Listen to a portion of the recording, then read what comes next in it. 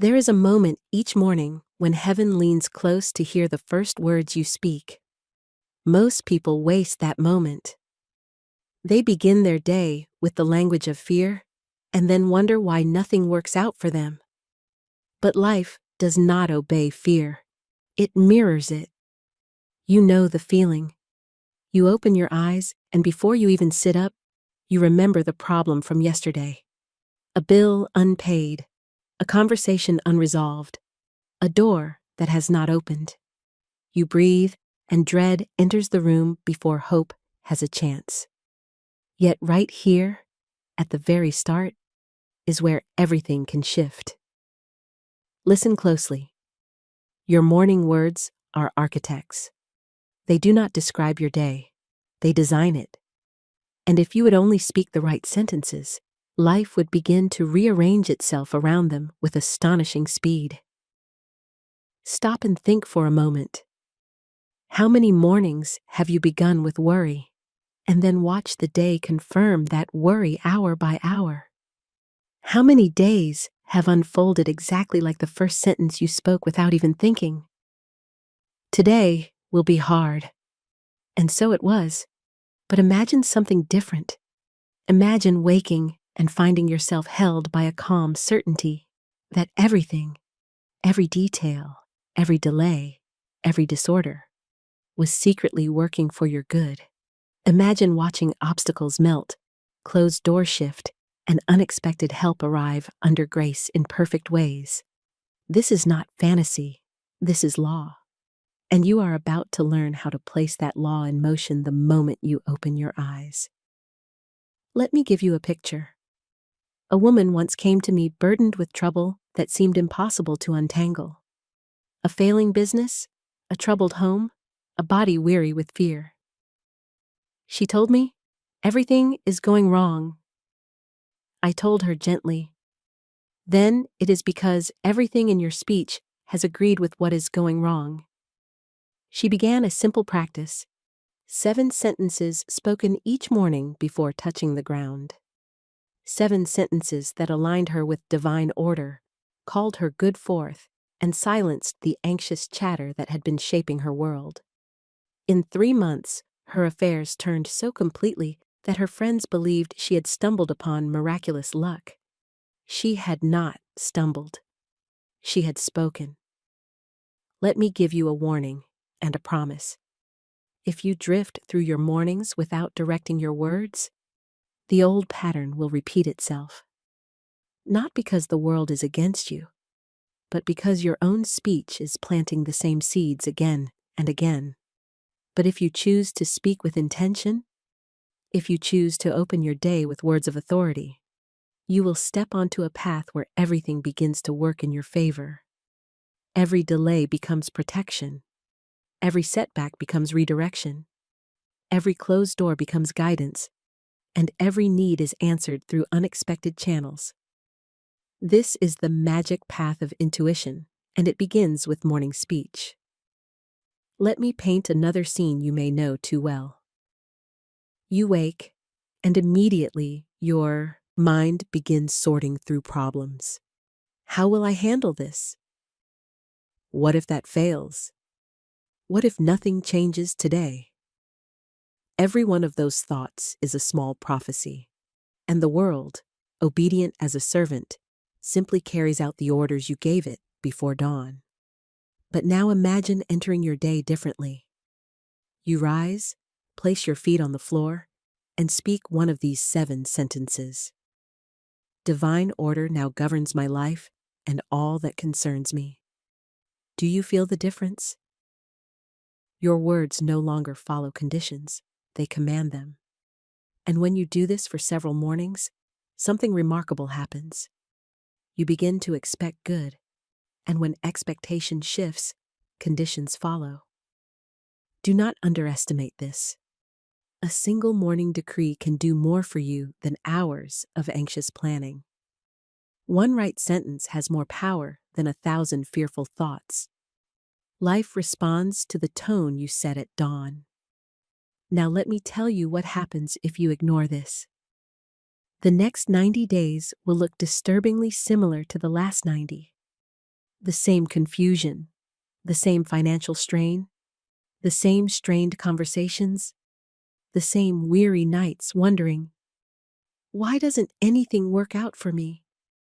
Not because you are destined to struggle, but because your mornings are unused gates of power. But you are not here to waste your mornings. You are here to open them. Let me share a testimony. A man once found himself sinking into despair. His opportunities fell through, his plans unraveled, and he believed life had turned its back on him. But he began each day with one declaration: everything I need comes to me in perfect timing and perfect ways. He spoke it with faith, not strain. He allowed the words to settle into his subconscious, and to his astonishment, his circumstances began to obey. A delayed payment arrived unexpectedly. A lost opportunity turned into a greater one. A problem he feared would take months resolved in a single conversation. He said, "It felt as if the world had been waiting for me to speak those words." It had. Now hear me with your full heart. When you speak rightly in the morning, you give God the first move. You surrender fear. You invite order. You call forth your good. But you must listen with intention. These 7 sentences are not for casual repetition. They are seeds. Each one carries a vibration that reshapes the day. If you rush through them, nothing changes. If you speak them with faith, everything changes. So I ask you to listen as if your life were being rewritten, because it is. And as you listen, imagine the next 30 days of your life transformed by nothing more than morning speech. Imagine waking into peace instead of worry. Imagine watching situations resolve with no strain from you. Imagine a month where every coincidence leans in your favor. Imagine feeling carried instead of burdened. This is what happens when you align your first words with truth. And here is the most important secret I will place before you today. Life cannot withhold your good when your words command its release. So when this message continues, I will give you 7 sentences, 7 keys that open the doors of your day.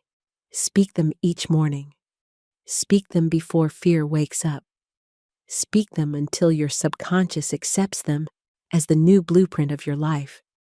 Because once you do, everything, yes, everything, begins to work out for you. My friend, when I speak of the morning as a sacred moment, I do not speak in poetry, but in law. There is a breathless stillness upon the world before the day has fully awakened, and into that stillness, your first words fall like seeds. Most people scatter their seeds carelessly. They allow fear to speak first, and the entire day bends to those early murmurs. But I say to you, as one who has watched many lives transformed by simple obedience to spiritual truth, the morning is the hour when heaven leans close. Your word at dawn is not merely a whisper into the air. It is the command that sets divine order in motion for everything that concerns you. When you first open your eyes, your senses are still soft, and the subconscious mind stands ready to receive whatever decree you place upon it. The old thoughts have not yet risen.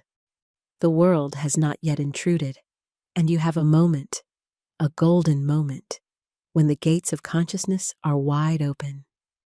Into that moment, you may plant fear, or you may plant faith. One brings confusion, the other brings miracles. I have often taught my students that the subconscious is like moist soil at daybreak. Whatever you place in it takes root quickly, for the earth is tender at that hour. A woman once said to me, "Miss Shinn, every day begins badly for me. Something always goes wrong before noon." I asked her, "My dear, what are the first words you speak each morning?" She confessed that she rose with a sigh, already thinking of yesterday's disappointments. She began her day with, "Oh dear, another hard day ahead." I told her, "You have given the day its orders, and it has obeyed." For life mirrors the word, not the wish.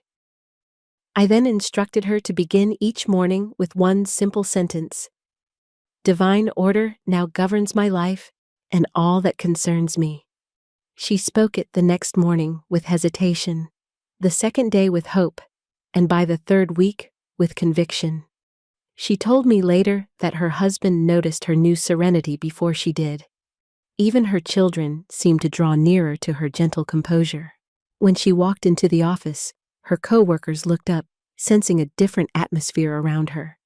And the day, which once unfolded like a battlefield, began unfolding like a well-kept garden. You see, when the morning is claimed, the day is already won.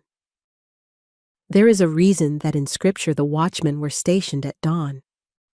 They understood that the early hours carry the power to direct all that follows. In the same way, the watchman at the gate of your mind must be posted before worry slips in disguised as necessity. Worry always wants to speak first. It whispers, "You do not have enough time. You do not know what will happen. You must hurry." And hurry is the enemy of wisdom. But if you rise and speak before worry gains access, you set a commander upon the throne of the subconscious. The commander is your word, steady, confident, unyielding, and the mind obeys it far more readily than it obeys force or effort. Let me share another story. A man once came to me who lived perpetually in confusion. Each day he rose with a heart full of dread, rehearsing unfinished business and imagined disasters. He told me, "Miss Shinn, I feel defeated before the day even begins." I replied, "You have allowed fear to be your first advisor. Fire him." I gave him an assignment. Before placing his feet upon the floor, he must speak aloud. "This day unfolds under grace in perfect ways." He laughed at the simplicity of it, but he agreed to try. And because spiritual law does not require analysis, only obedience, the results came swiftly. By the end of 2 weeks, he told me, "A miracle has happened. My mornings feel lighter. Even the small missteps of the day find their way to a peaceful conclusion. People treat me with more kindness." Of course they did. When a man carries peace in his heart, he carries it in his voice, his gait, his expression. Others read it upon him as clearly as they would read a letter. Morning words do not describe conditions, they command them. This is why Jesus spoke to the storm, not about the storm. "Peace, be still." He did not say, "The waves are high and the wind is strong." He declared the condition he wished to see, and the storm obeyed. When you rise each morning and speak a word of fear, you are commanding the storm to grow. When you speak a word of order, you command the waves to settle. You do not need to shout at your affairs. You need only speak with spiritual authority. One of my favorite metaphors for morning speech is the setting of a compass. A ship may travel thousands of miles, but one small adjustment at the beginning determines whether it reaches its desired harbor or drifts into foreign waters. Your morning words perform this adjustment. If you set your compass toward confusion, you will surely find it. If you set it toward divine order, your path will reflect that order in every detail. Even delays become blessings, for you expect them to serve you. Even interruptions bring unexpected good, for you anticipate harmony. The subconscious mind, once instructed, collects evidence to support the decree you have given it. It does not reason. It merely brings forth what you have planted. Let me share yet another case. A woman whose life appeared tangled beyond repair. Troubling debts, strained relationships, constant fatigue, came to me in despair. She said, "Everything feels against me. Her mornings began with worry before she even opened her eyes. I told her gently, "My dear, you are giving the world the script it must follow. Change the script." I instructed her to speak every morning before rising 7 sentences of truth. Among them was, "My good now appears from every direction." Within 3 months, her friends believed she had met with extraordinary luck. But there is no luck in spiritual law, only alignment. Opportunities appeared for her business, a family conflict dissolved, and her body regained strength. The world had not changed. Her word had changed. And when your word changes, the world must obey, just as the shadow must obey the movement of the object that casts it. Your day is the shadow, your morning word is the object. There is another reason morning speech is so powerful. It sets your expectation, and expectation is a magnet. A person who expects difficulty will surely meet it. A person who expects order will find doors opening before they knock.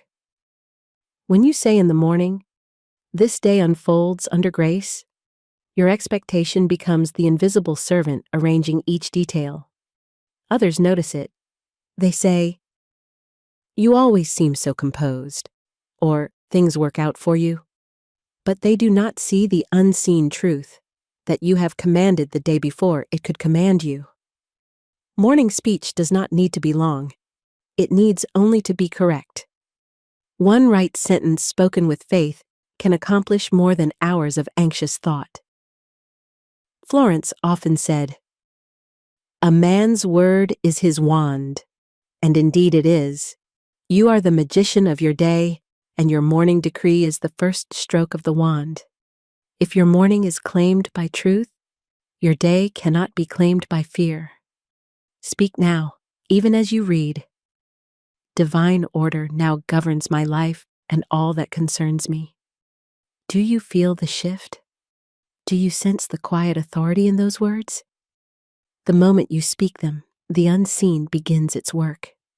And if you repeat them each morning until your subconscious accepts them, everything must begin to work out for you have placed your day under divine law.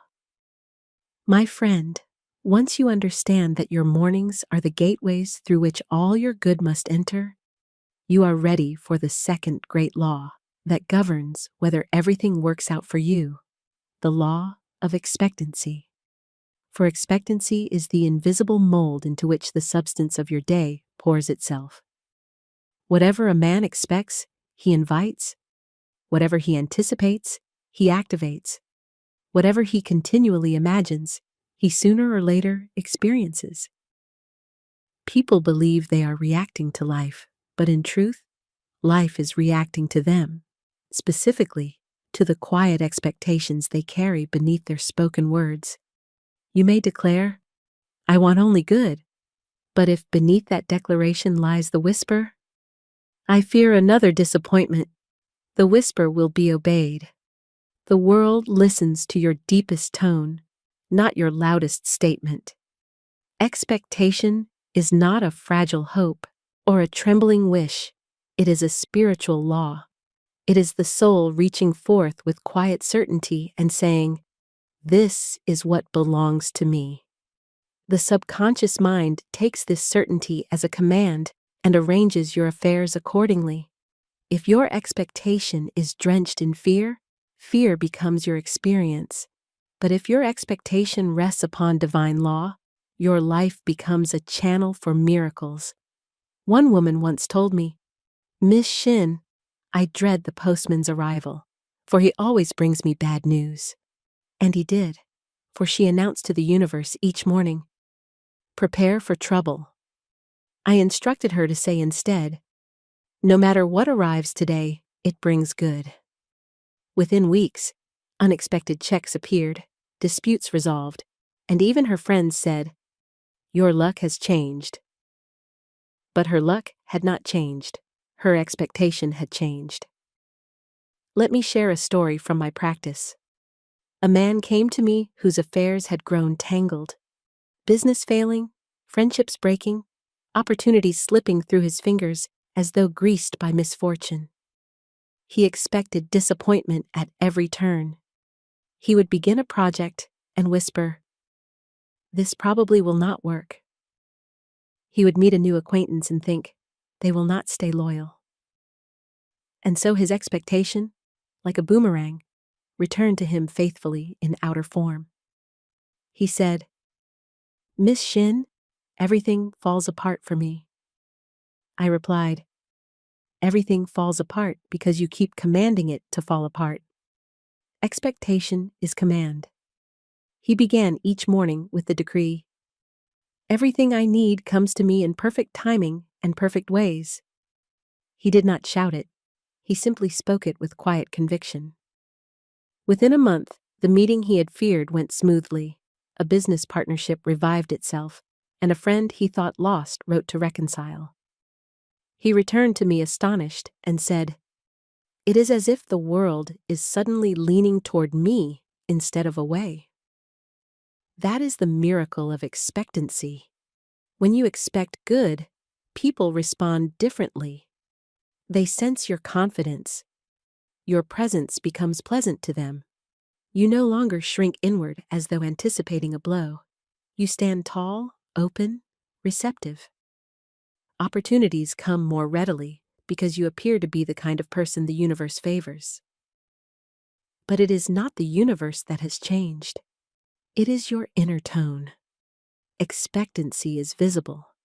In the eyes, in the posture, in the way one speaks. I have watched men who expected failures walk with shoulders slumped and faces clouded, and I have watched the same men, once they expected good, stride through life with the lightness of those who walk in sunlight rather than shadow. Let me offer a biblical picture.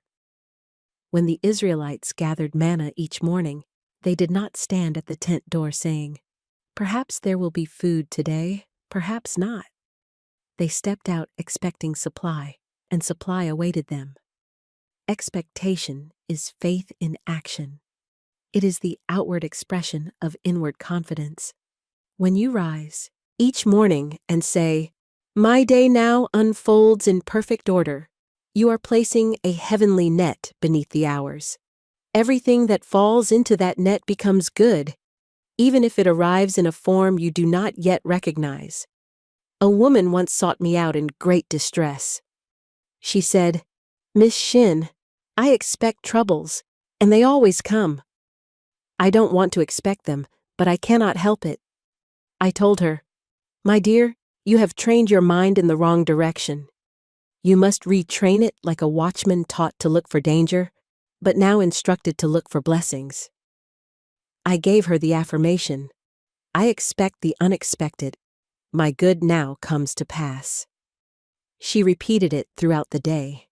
At first, she felt foolish, but soon she noticed small blessings, a lost object found, a delayed letter arriving just in time, a friend offering help unasked. She said, "It feels as though something is making room for me." Indeed, expectancy clears the path before your feet. Expectation also dictates how you interpret circumstances. If you expect disappointment, every delay appears hostile. But if you expect good, delays reveal themselves as protection, steering you away from mistakes you would not have recognized. A businessman once told me, "I was furious when my train was delayed. It ruined my plans." But later, he discovered that the meeting he had been rushing toward would have harmed him. The delay was his rescue. His expectation of trouble turned the gift into grief.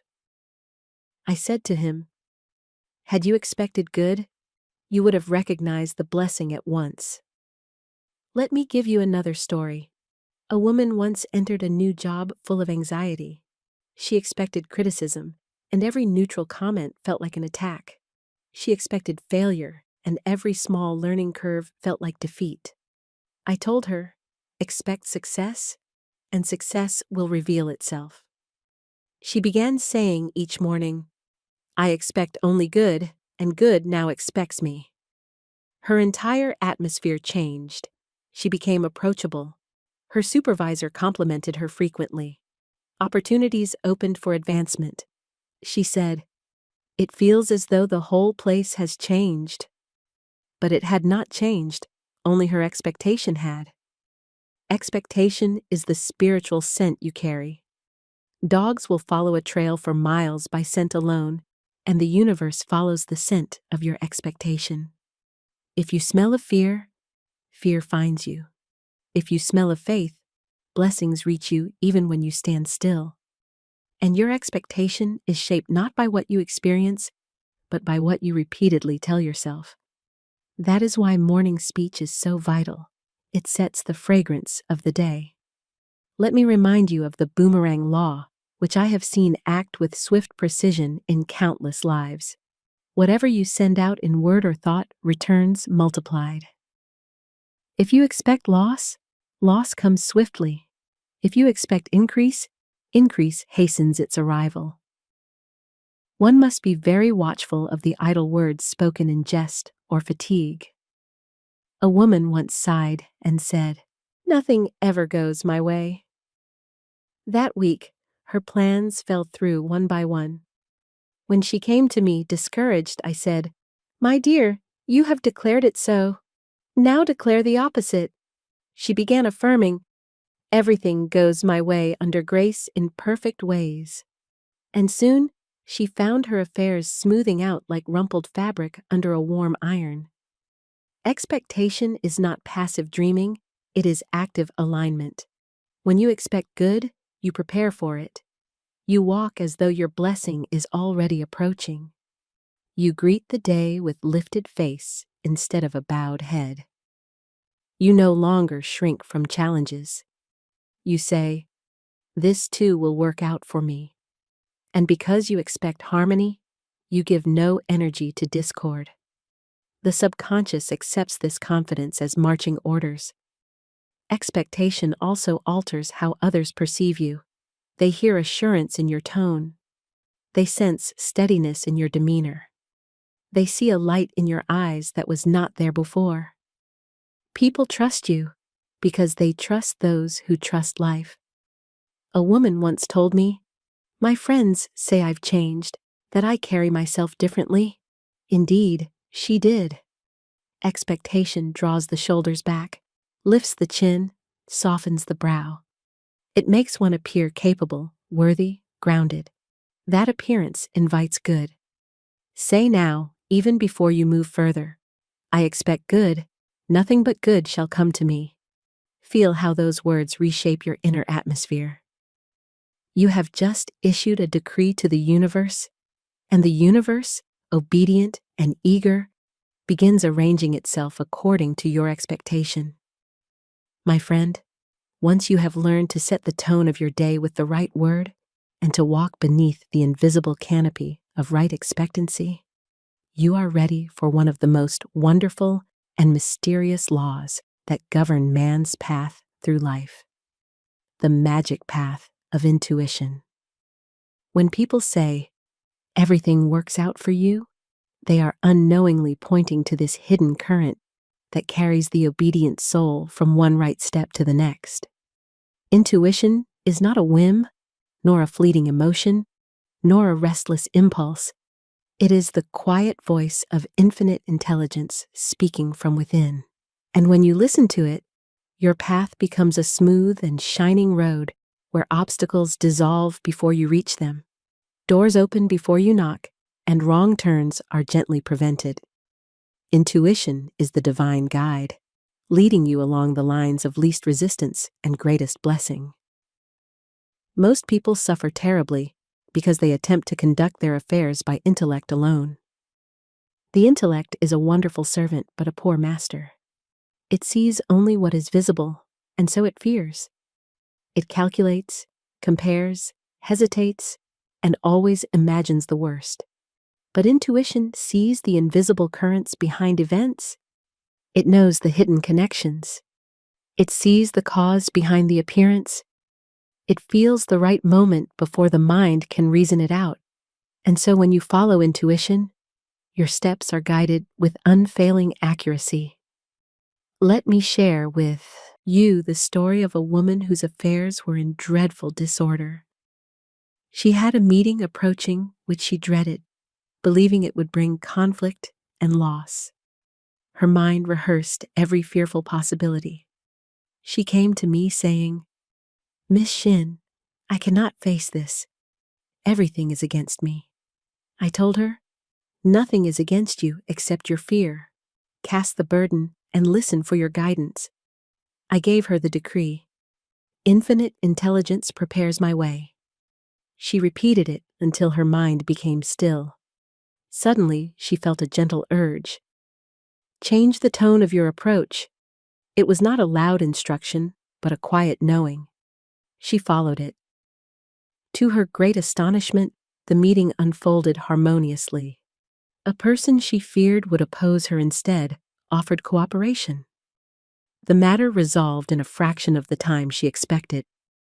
She left the place with tears of relief and told me, "It was as if the difficulty melted the moment I entered." And indeed, it had melted before she even arrived, for intuition had set divine order to work.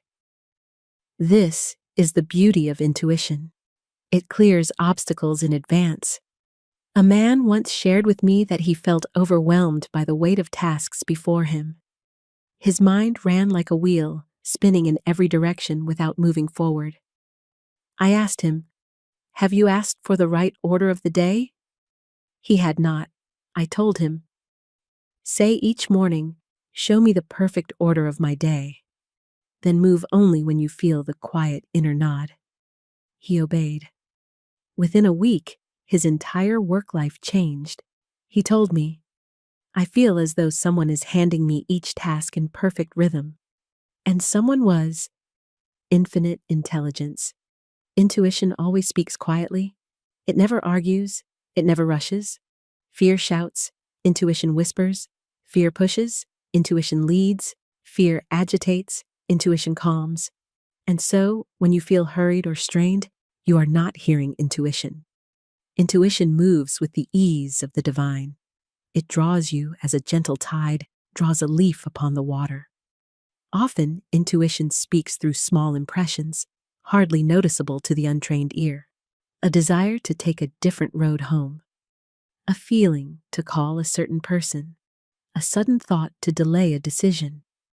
These small movements may appear trivial, but they are threads of a larger tapestry woven in the invisible. A woman once told me she felt an unexplainable nudge to walk a different street on her way to work. She did so, and passed a shop with a sign in the window offering the exact position she had been praying for. Had she ignored the intuitive whisper, she would have missed her opportunity entirely.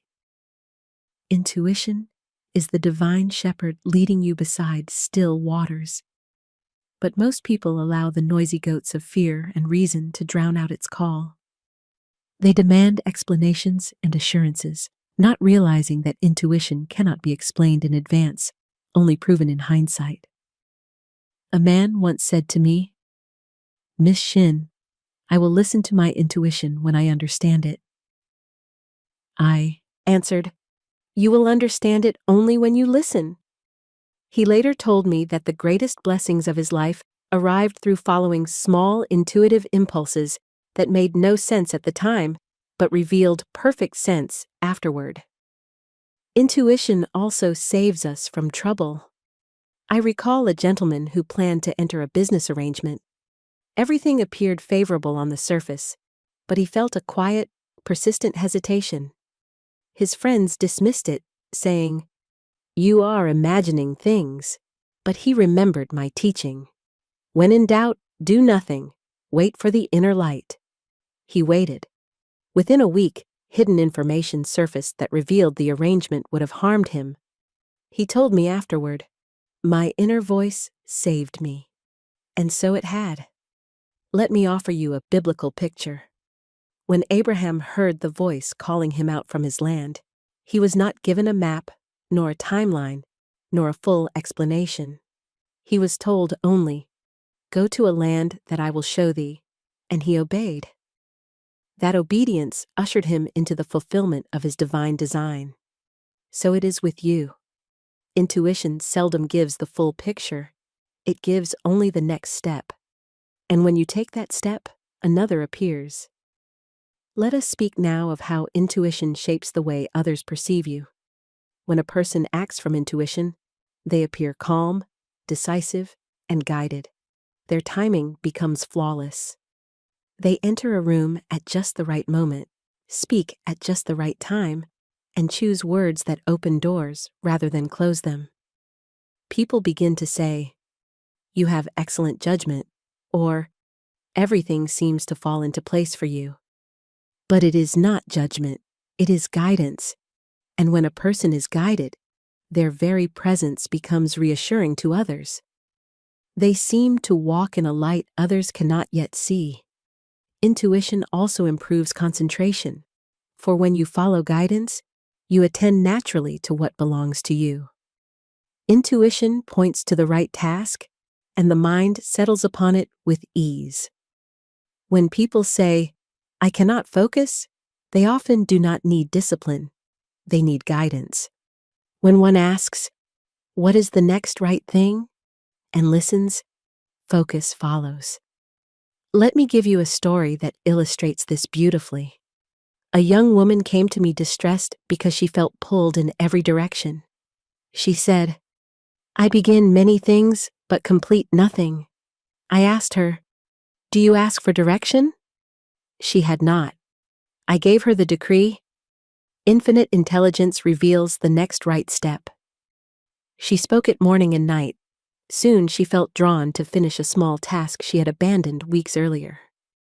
Completing it gave her a sense of accomplishment and direction.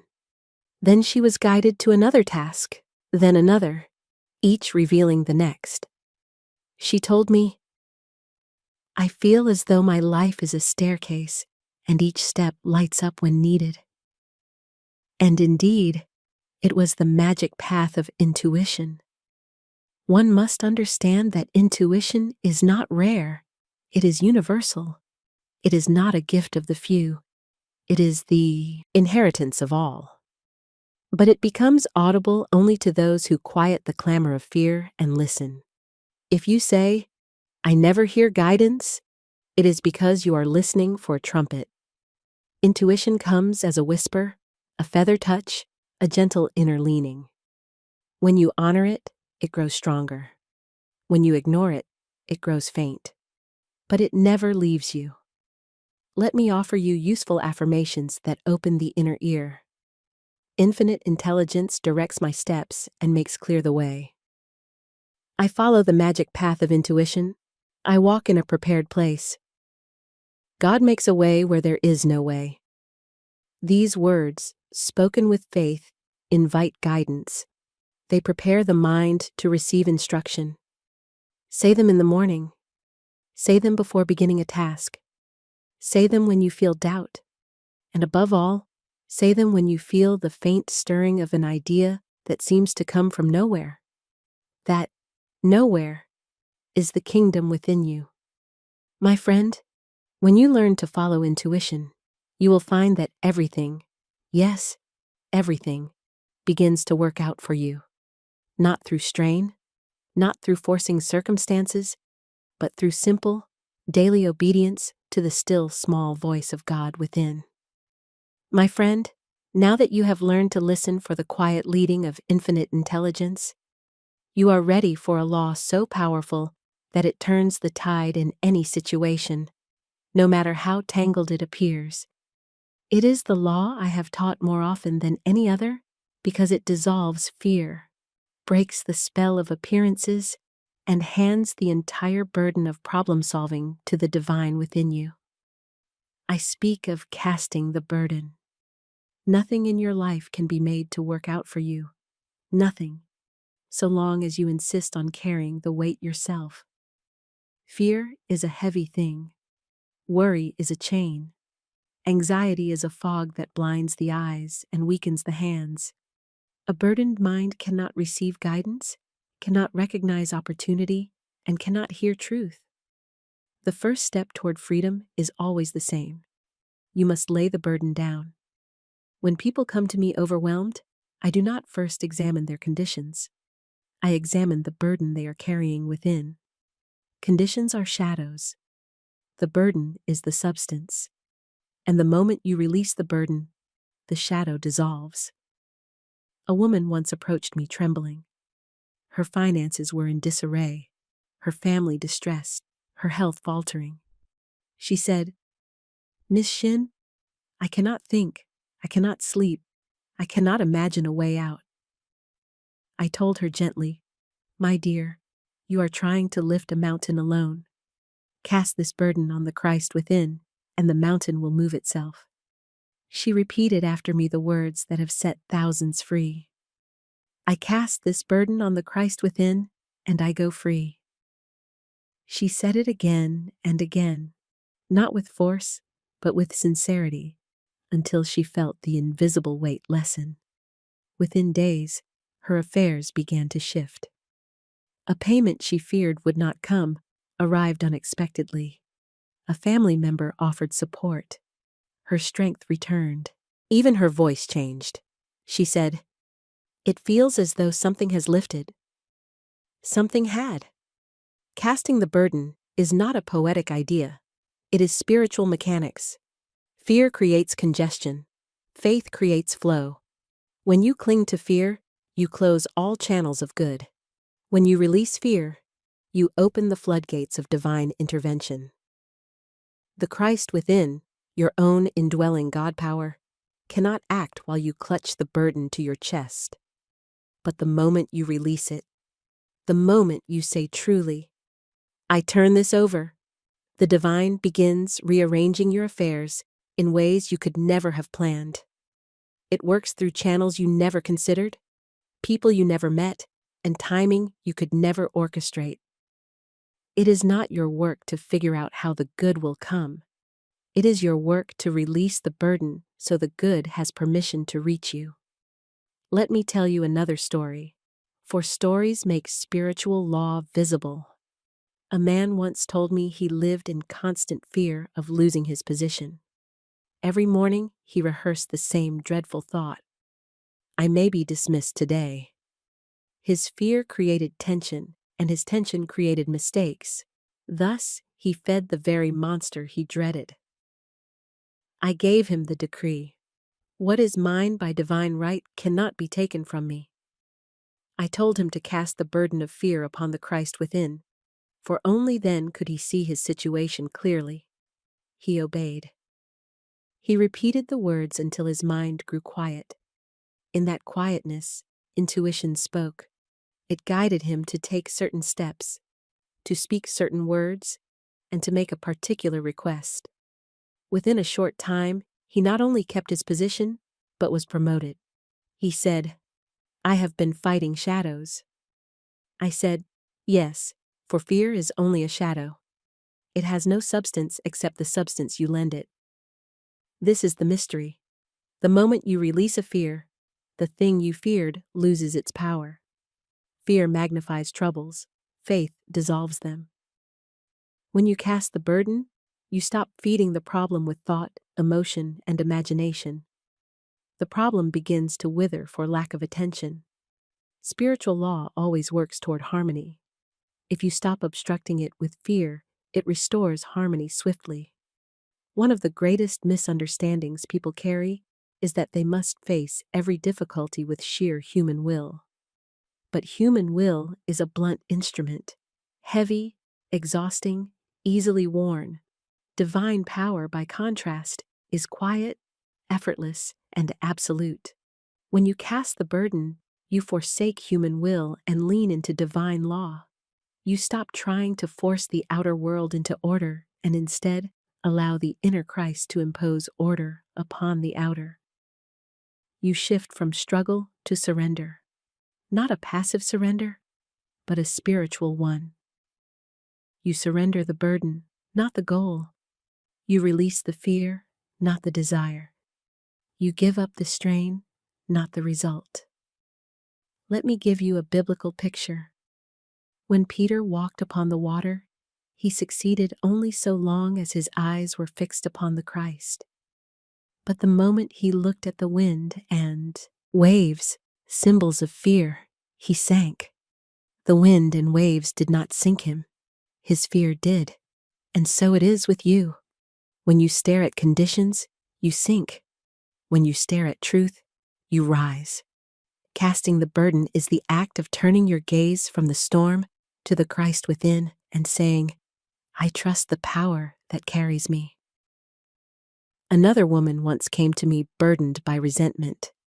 She had been wronged by a friend, and the bitterness consumed her thoughts. She could not concentrate, could not rest, could not find clarity. She said, Miss Shinn, my mind is at war. I told her, resentment is a burden heavier than debt or sickness.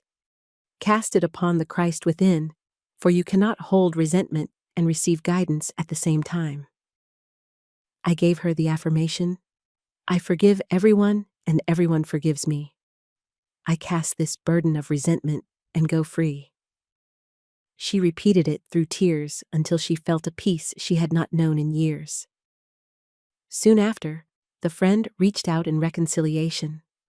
But even more important, her own inner atmosphere had changed.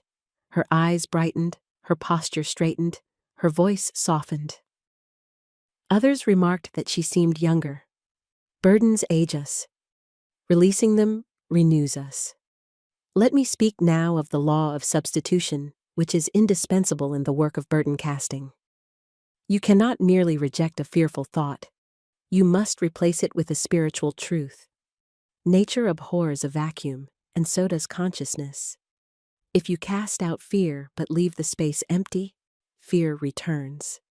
But if you substitute fear with an affirmation, such as, divine order now takes charge, or, there is no loss in divine mind, or, my good comes to me effortlessly and on time, the fear has no place to return to. You have filled its former dwelling with light. Let me share the story of a young clerk whose mind tormented him with anxious imaginings. He feared losing his income. He feared falling behind. He feared being judged. I instructed him to speak the words, I cast this burden of fear upon the Christ within. I am sustained by divine abundance. He repeated it throughout the day, each time he felt the old fear rising. After several weeks, he told me, Miss Shinn, something remarkable has happened. My employer trusts me more. I feel confident. My tasks seem lighter. Even the customers treat me differently. That is because he had cast the burden, and in doing so, had changed his identity. People respond to the unburdened soul with respect, for he radiates calm strength. Burden casting also transforms your voice. It removes the tremor of doubt and replaces it with a quiet authority. It lifts the shoulders of the one who has long been stooped by worry. It clarifies the eyes, for fear clouds the vision, but faith clears it. When you cast the burden, you walk differently, less hurried, less heavy, more centered. The world notices. A woman once told me that after learning this law, her friends kept asking, Have you gone on holiday? You seem so refreshed. But she had taken no vacation. She had simply laid down what she was never meant to carry. Let me offer a metaphor. Imagine carrying a heavy sack up a hill. Your steps are slow, your breath strained, your thoughts consumed by the weight. At the top of the hill stands a strong porter, ready to take the sack from you. But you hold tightly to it, saying, I must carry this myself. The porter reaches out again and again, but you refuse. Finally, you grow exhausted and say, I cannot go farther. Only then do you hand him the sack, and instantly your body feels light. You walk freely. Nothing in the landscape changed, but you changed when you let go. The porter is the Christ within. The sack is your fear. The hill is your life. Cast the burden at the beginning, and the climb becomes effortless. Say now, even before you move from this moment, I cast this burden on the Christ within, and I go free. Say it gently, but firmly. Say it until the inner door swings open and peace enters like a soft wind. And the moment you feel that peace, know that the divine has already begun arranging your good. My friend, once the burden has been cast and the inner storm quieted, you are at last prepared to enter one of the most glorious revelations of spiritual law, the divine design for your life. Nothing, in heaven or on earth, works out fully for a person until they discover, accept, and walk in their divine design. It is the pattern held in infinite mind for every soul. The right place, the right work, the right connections, the right timing, the right doors opening at the right hour. It is the perfect mold of your life, already complete in spirit, awaiting only your recognition. When you align with this divine design, everything begins to move in harmony. When you resist it through fear, force, or impatience, your affairs become tangled. Man succeeds only when he walks the path prepared for him. You see, every individual has a place where their gifts fit like a key in a lock. When a person attempts to work in a place not meant for them, they grind and strain. Their attention scatters, their spirit tires, and their efforts yield little fruit. But when they enter the place divinely assigned, their energy increases, their concentration sharpens, and their life flows like a river, unhindered by stones.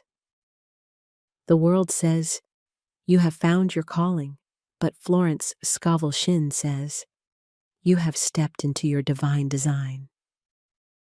Let me begin with a story that illustrates this truth. A woman once came to me weary from many disappointments. She had tried several occupations, each chosen because it seemed practical, sensible, or convenient. Yet each one drained her spirit, left her restless, and ended in delay or failure. She said, "Miss Shinn, I work harder than others, yet nothing prospers for me." I answered, "Hard work cannot bless the wrong place. You cannot find success until you find where you belong." I gave her the decree, "I am now in my right place, doing my right work, with the right people." She repeated it faithfully. In time, she felt drawn toward a line of work she had dismissed for years, something creative, something she had once loved, but abandoned because she feared it unstable. She followed the intuitive nudge. Within a few months, doors opened, opportunities multiplied, and her affairs took on a rhythm she had never known.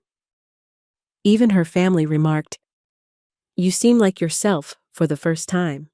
For when one steps into their right place, they step into their true identity. The divine design is not discovered by intellect, but by surrender. You must relinquish your limited ideas of what should happen and allow infinite intelligence to reveal what is intended.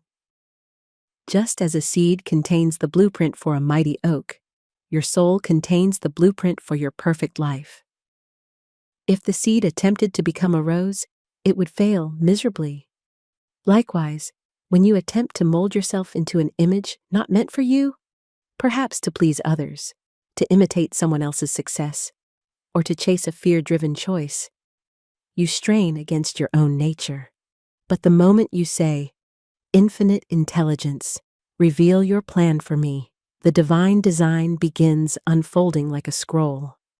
A man once sought my counsel because, though he was skilled and industrious, his ventures repeatedly failed. He said, "Miss Shinn, I do everything right, yet nothing thrives." I asked him, "Who assigned this work to you, God or fear?" He looked at me in surprise. I continued, "If fear assigned it, you walk a crooked road. If God assigned it, the road is straight." I gave him the decree. Infinite intelligence opens the right channel for my perfect self-expression. Soon, he was guided away from his current venture and toward an entirely different line. One he had secretly longed for, but dismissed as impractical. He followed the impulse, and his work began to prosper immediately. He told me, I feel as though I have been trying to swim upstream all these years, and now I am carried by the current. That current was divine design. Let me give you a biblical picture. Consider Ruth, who went out to glean in the fields, and her hap was to light on the field of Boaz. That word, hap, means divine appointment disguised as chance. She walked into the exact place ordained for her blessing. She did not reason her way there. She followed the inner leading. And because she walked into her right place, her life was transformed. So it is with you.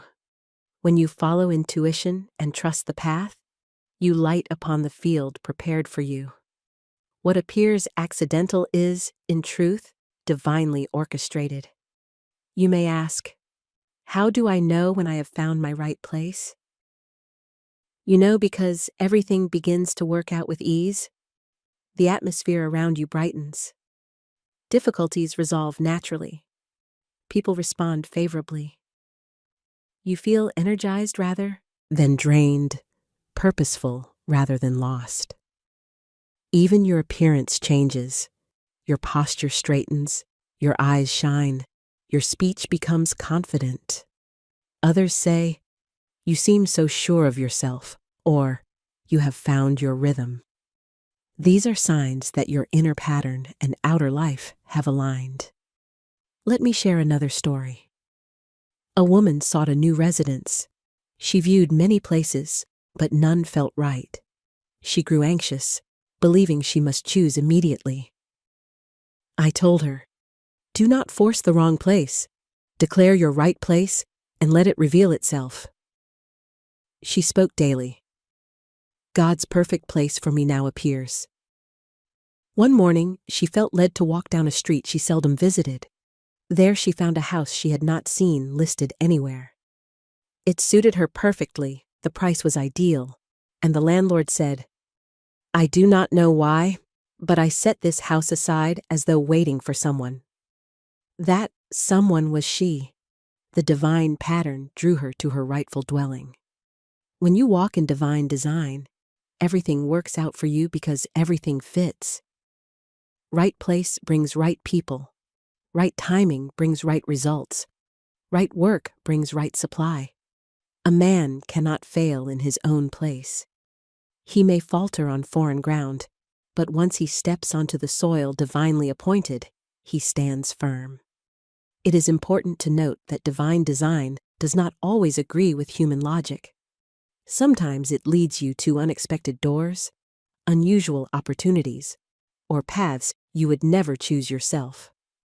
But those are often the richest blessings.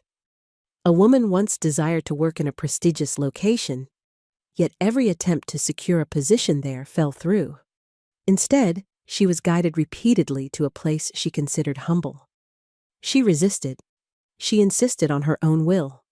Nothing prospered.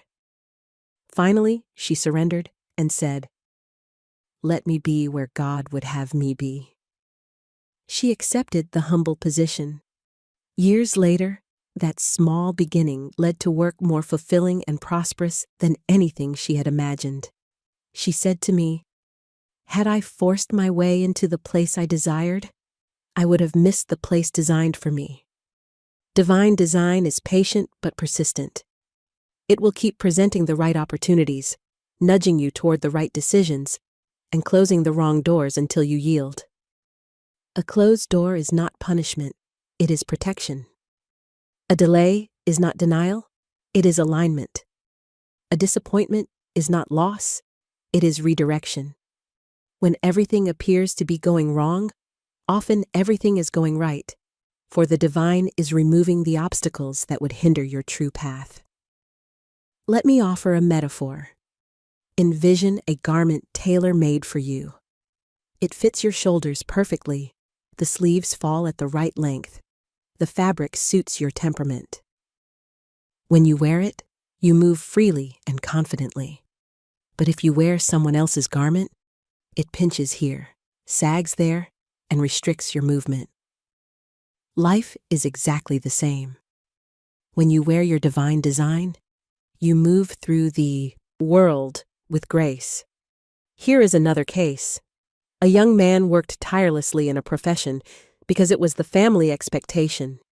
He struggled daily, felt exhausted, and made little progress. I asked him, "Does this work feel like yours?" He answered, "No, it feels borrowed." I said, "Lay down the borrowed garments." He began affirming, "My perfect self-expression now appears. No one can block the good God has prepared for me." Within months, he found himself drawn into work aligned with his natural abilities, work he once dismissed as impractical. He prospered in it almost immediately. His family said, "You have come into your own." And so he had, for he stepped into his divine design. Say now, softly but clearly, "The divine design of my life now comes to pass." Feel the calmness that follows. This calmness is alignment. You do not need to know the entire pattern. You need only be willing.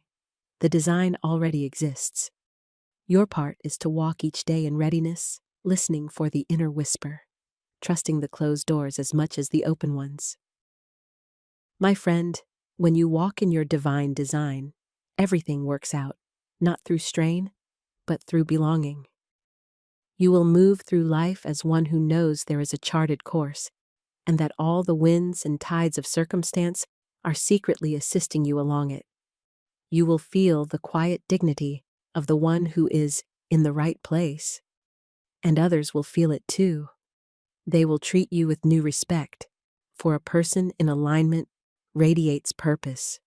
My friend, once you have stepped into your divine design, once you have found the right path, the right place, the right work, and the right timing, you begin to notice something remarkable unfolding in your affairs. Your supply becomes steady, timely, and sufficient, as though an unseen treasury were being opened on your behalf. And indeed, that is precisely what occurs. For no matter how faithfully one speaks the word, no matter how clearly one listens to intuition, no matter how beautifully one aligns with divine design, life cannot work out fully until the question of supply is settled in consciousness. Until a man knows that his good comes from God alone, he will live in fear of outer channels, imagining them to be his source. But once he understands the spiritual truth of supply, everything begins to work together for his good, because he no longer blocks the flow through fear of loss, fear of lack, or fear of dependency. Let me say this plainly. God is your supply, not your employer, not your clients, not your relatives, not your bank balance. These are channels, and channels may change. But God, the giver behind all channels, is unchanging, inexhaustible, immediate. When a person confuses the channel with the source, they fear. When they recognize the true source, they rest. Rest is the atmosphere in which supply grows. I have seen countless people suffer, not from actual need, but from the fear of need. Fear of lack creates lack, for it closes the windows of heaven. But a person who knows that supply is spiritual walks through life with a lightness that itself becomes a magnet for good. Their posture changes, their eyes brighten, their voice grows calm. Others sense their confidence and treat them with greater trust. Opportunities flow toward them because their inner state invites them. Let me share a story that reveals this principle in action. A woman once came to me trembling with dread over her financial affairs. She could not bring herself to open her bills. She feared every letter that arrived. She believed that God cared about other things, her health, her relationships, but not her finances. I told her, "My dear, God cares for the sparrows. Do you imagine He ignores your rent?" I then gave her one of the most powerful affirmations a troubled soul can speak. God is my unfailing supply, and large sums of money come to me under grace in perfect ways. I instructed her to repeat it whenever fear arose, and to cast the burden of money worries upon the Christ within. Within a short time, she received unexpected provision. An old debt repaid. A refund she had forgotten. A new opportunity in her workplace. But more significantly, her entire demeanor changed. She said, "Miss Shinn, I feel as though a stone has been lifted from my chest." Even the collectors who once spoke harshly began treating her with courtesy. This is the power of spiritual alignment. Supply obeys consciousness. You must understand that the supply already exists in the invisible. Florence Scovel Shinn called it the magic purse of the spirit, a purse from which you may draw endlessly, for it is filled from the infinite treasury of divine mind. When you fear opening a bill, you close the purse. When you bless each obligation, knowing that every payment opens the way for greater increase, you widen the purse. When you speak words of doubt, you tie its strings tightly and wonder why nothing flows. But when you speak words of faith, there is no loss in divine mind. God is my immediate supply. The purse pours freely into your affairs. A gentleman once came to me deeply troubled by financial collapse. He said, "Miss Shinn, my resources are exhausted." I answered, "Your outer resources may be low, but your inner resources are infinite." I told him to begin blessing his empty purse, saying, "This purse is filled with the riches of spirit. Every need is perfectly supplied." He obeyed, though he felt foolish at first. But the subconscious mind does not require belief to begin responding. It requires repetition. Soon, he found himself guided to new opportunities. Money arrived through channels he had not considered. He regained not only financial stability, but confidence. He later told me, "I was not poor. I was simply disconnected from my source." Let me offer a biblical example. When Elijah sat by the brook during the famine, the ravens brought him bread and meat. Ravens are not ordinarily generous creatures, yet they served as channels of supply because the source was divine. The brook dried up, but the supply did not end. He was guided to another channel. This is the picture you must hold. Channels shift, but supply remains constant. If one channel ends, another begins. If, and only if, your consciousness remains anchored in truth. The person who knows their supply is spiritual becomes unafraid of the changing winds of the world. They do not panic when a job ends. They do not tremble when a client leaves. They say quietly, "The same power that provided through this channel will provide through another." And this calm expectancy opens the next door swiftly. Now let me show you how fear of lack interferes with divine design. A woman in my practice once resisted her intuition to leave an unsuitable position because she feared losing her income. She said, "Miss Shinn, I know this is not my right place, but I cannot risk the loss." I told her, "You cannot lose what belongs to you, and you cannot keep what does not. If God tells you to move, supply will meet you at your next step, not your last." After much resistance, she obeyed. Within days, she received an offer in a setting far better suited to her gifts. She said, "It seemed as though everything was waiting for me on the other side of my fear." Fear of lack also isolates a person spiritually. It turns them inward, tightening their grip on everything they possess. But the generous person, generous in thought, in love, in gratitude, becomes a magnet for supply. Giving opens the channels. Not reckless giving, but divine giving. Giving that flows from the quiet certainty that one can never diminish the infinite. Let me tell you the story of a man who held fiercely to every coin he earned, believing it necessary for survival. He feared tithing, feared generosity, feared even small kindnesses that might cost money. His life narrowed. Opportunities passed him by. His business stagnated. I said to him, You are like a gardener who refuses to plant seeds for fear of losing them. Yet without seeds, there can be no harvest. I instructed him to give a small amount regularly with the affirmation, I am receiving as I give. God is my endless supply. He resisted but obeyed. Within months, his business revived, and he said, I now understand that giving does not diminish my supply. It proves it. Now let us consider how spiritual supply shapes the outer appearance of a person. The one who fears lack walks with heaviness. Their eyes are clouded. Their tone is tight. They appear small, though they may possess much. But the person anchored in divine supply carries themselves with a quiet majesty. They do not boast. They do not grasp. They do not rush. There is a serenity about them that draws trust. People offer them opportunities simply because they radiate steadiness. They appear prosperous long before their prosperity becomes visible. A woman once told me that after mastering the law of supply, strangers began speaking to her kindly.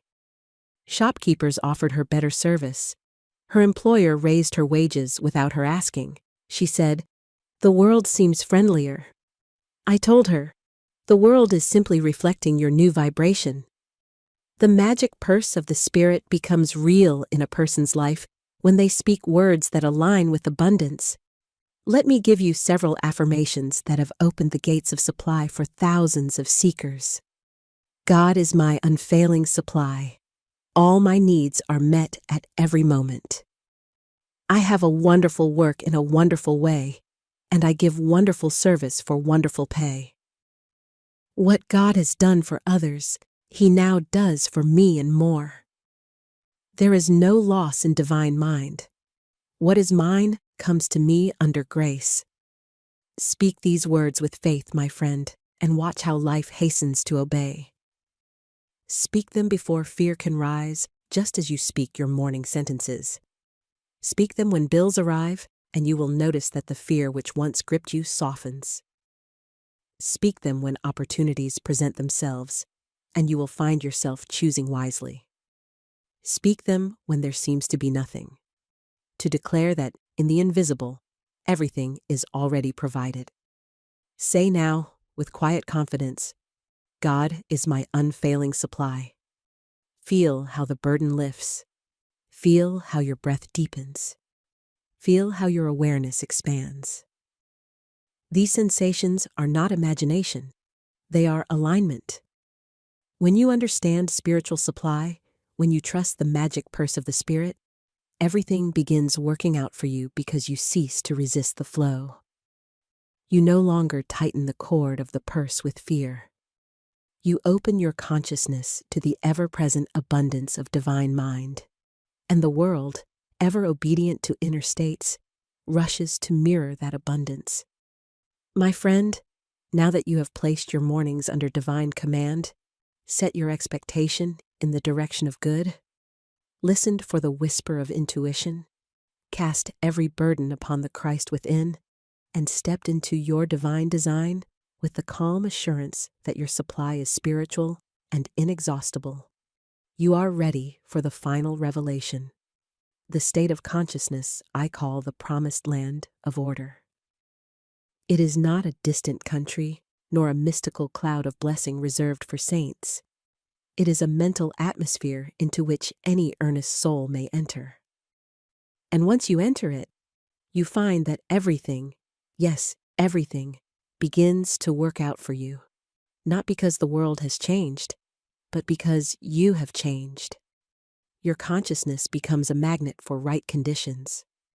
Harmony becomes your normal climate. Difficulties melt before they fully form. The crooked places straighten themselves. Even delays become servants of your good. Let me describe this promised land, for many long for it without knowing how near it is. It is a state in which you no longer strain to believe, because belief has become your nature. You no longer remind yourself to expect good, because good is what you instinctively anticipate. You no longer worry that trouble may arrive, because you know that even if a shadow appears, it comes bearing a message of protection or redirection. You walk through life with the quiet poise of one who is carried. You move with the calm rhythm of a soul aligned with divine order. Nothing startles you. Nothing threatens you. Nothing shakes you. For you know that everything that concerns you is already held in God's perfect keeping. I once taught a man whose life seemed to stumble from crisis to crisis. He told me, "Miss Shinn, nothing ever works out for me." I asked him, "What are the words you speak each morning?" He confessed, "I usually wake with dread." I replied, "Then dread is the architect of your day." I taught him a single morning decree. Everything I need comes to me in perfect timing and perfect ways. He spoke it faithfully, not trying to force belief, but simply allowing it to enter his subconscious each day. Slowly, his atmosphere changed. He began noticing small blessings, timely conversations, pleasant coincidences, unexpected help. Then larger blessings arrived. Opportunities restored, obstacles dissolved, financial supply flowing through new channels. He came to me after some months and said, "It feels as though the world has turned friendly," but the world had not changed at all. His expectation, his words, his alignment had changed. He had entered the promised land. In this blessed state, you begin to interpret everything differently. Where others see loss, you see protection. Where others see delay, you see divine timing. Where others see obstacles, you see preparation. It is not because you force yourself to think positively, but because you see through the lens of spiritual reality. You know that divine mind makes no mistakes. If a door closes, it is because a better one stands ready. If a plan dissolves, it is because a more perfect plan exists in the invisible. If something is taken, it is because something greater is being prepared. This is why Florence Scovel Shinn said, "There is no loss in divine mind." Nothing can be truly taken from you except what does not belong to your divine design. Let me give you a picture from Scripture. When the Israelites reached the Jordan River, it was at flood stage, swollen, impossible to cross, a barrier between them and the promised land. Yet they were instructed to step into the water, not to wait until it parted, not to reason out how crossing would occur, but to act in faith. And the moment the priests set their feet into the river, the waters parted. This is the way of divine law. The way opens only when you step forward. When you act in alignment, life rearranges itself.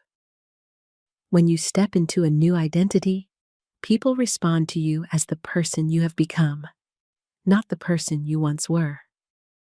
Now let me bring this teaching into practical terms. In the Promised Land consciousness, your home reflects your inner order. Your affairs move with precision. Your tasks unfold without strain. Your conversations become harmonious because you expect them to be. Your work prospers because you know that your steps are ordered. Even your body reflects this peace. Your breath deepens, your shoulders relax, your complexion clears. Someone once told me, "Miss Shinn, people keep saying I look younger." That is because worry ages the soul, but divine order restores it. When everything begins to work out for you, it shows in your very countenance. Let me tell you another story. A woman once lived in perpetual agitation, always fearing that something dreadful lay around the corner. She expected loss, and loss came. She expected discord, and discord arose. But she came to one of my lectures and heard me say, "Man's only enemies are his own thoughts." She decided to test the law. Each morning she declared, "Divine order now governs my mind and my affairs." Each evening she said, Everything today worked together for my good. Within weeks, her family remarked that the atmosphere of the home had changed. Her children grew calmer, her husband more cheerful, her work more satisfying. Even her relatives, who once drained her energy, now treated her with respect. She said, "It is as if the whole world has shifted." But the world had not shifted, she had, and the world simply mirrored her new vibration. To live in the promised land consciousness is to live in certainty.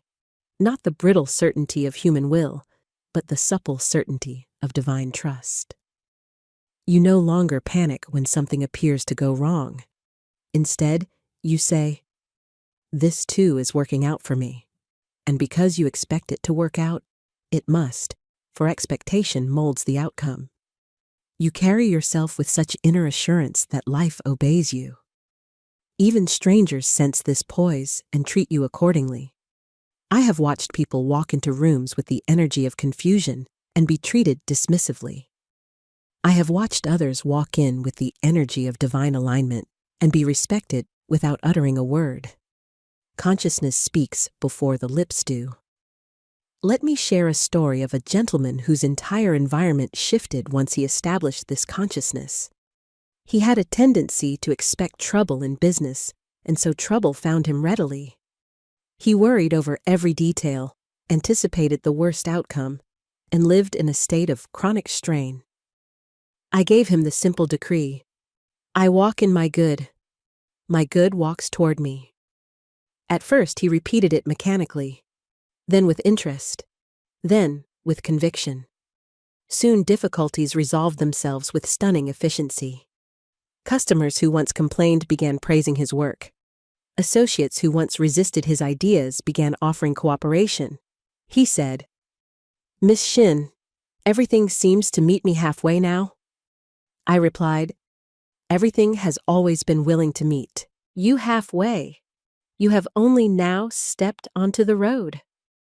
Another beautiful quality of the promised land consciousness is that you stop rushing. You no longer chase the day. The day comes to meet you. You no longer scramble after opportunities. Opportunities present themselves. Your time becomes sufficient, your energy abundant, your decisions clear. You live in a rhythm that aligns with your divine design. You begin to feel that you are moving with life instead of against it. This consciousness also brings a new relationship with the idea of timing. You trust the timing of events, even when you do not understand it. You say, "In divine timing, my good appears." And so delays no longer frighten you. You understand that some blessings require preparation, either in you or in others. You do not plant seeds in the morning and demand fruit by noon. You trust the unseen process, knowing that the harvest is guaranteed when the soil, seed, and season unite. Now let me speak of identity, for the promised land is above all an identity shift. You become the person for whom things work out. You become the one whom people look at and think, life favors them. Your face reflects serenity. Your voice carries authority. Your manner exudes assurance. Even your walk changes. You move as one who expects paths to open. This is spiritual sovereignty, not arrogance. It is the dignity of a soul aligned with the highest law of the universe. Say now, softly but with conviction, "Divine order governs my life. Everything works out for me." Say it again, "I walk in my good walks toward me." Feel how these words settle into you like a mantle of light.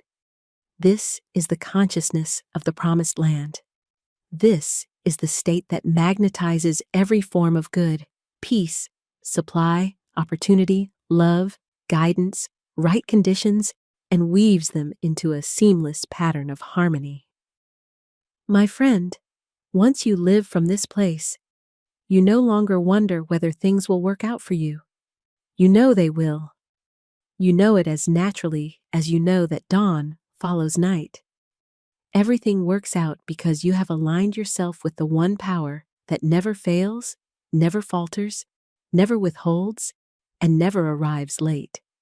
And when you walk in alignment with that power, your life becomes a continuous unfolding of good, under grace and in perfect ways.